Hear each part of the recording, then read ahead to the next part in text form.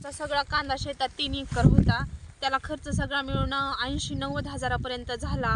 खत, बियाणं, लावणं, मजुरी सगळं, त्याला फवारणी. आणि त्या कांद्यावर खूप अपेक्षा ठेवलेल्या आम्ही. पण पाऊस असा अवकाळी पाऊस येईन आम्हाला पण नव्हतं माहिती. सगळा शेतातच कांदा होता. शेताच्या बाहेर काढला तरी तो पाण्यातच आहे. आता आम्ही नेमकं पुढचा खर्च कसा करायचा? परत आता उद्याच्याला पेरणी आली जवळ, त्याचं बी कुठून आणणार, काय करणार? सगळं बंद झाल्यासारखे झालेत आम्हाला रस्ते. आमचा सगळा कांदा अक्षरशः आमची 5 महिन्याची मेहनत सगळी पाण्यामध्ये आहे. त्याला आता आम्ही बोलणार तरी काय? आमची सरकारला एकच विनंती आहे की आमच्या कांद्याची आम्हाला नुकसान भरपाई द्या तुम्ही.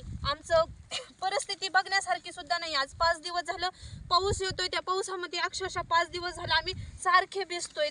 थंडी, ऊन का जवळ आली, शाळा भरण्याची वेळ झाली. मुलीची शाळेची फी भरायची होती. मुलं सारखी रडतायत. आता आमच्या शाळेची फी कुठून भरणार?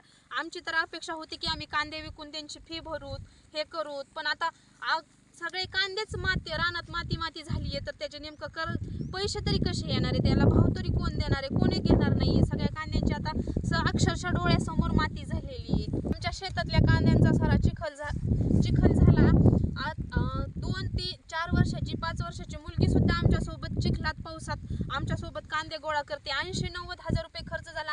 आमचे थोडी अपेक्षा आहे की खर्च निघून आम्हाला थोडेफार का होईना पैसे मिळतील. पण आता आम्हाला पैसे पण नाही आणि खर्च सुद्धा नाही निघणार त्या कांद्यामध्ये. आमची सरकारकडे एवढीच अपेक्षा आहे की आम्हाला आमच्या कांद्यांचा काहीतरी ही फायदा व्हावा, अशी काहीतरी थोडी मदत मिळावी, एवढीच अपेक्षा करते मी सरकारकडे. आणि एवढंच की ही माझी जे बोलते ते शब्द त्यांच्यापर्यंत पोहोच व्हावे, हे अजून एक अपेक्षा धरते.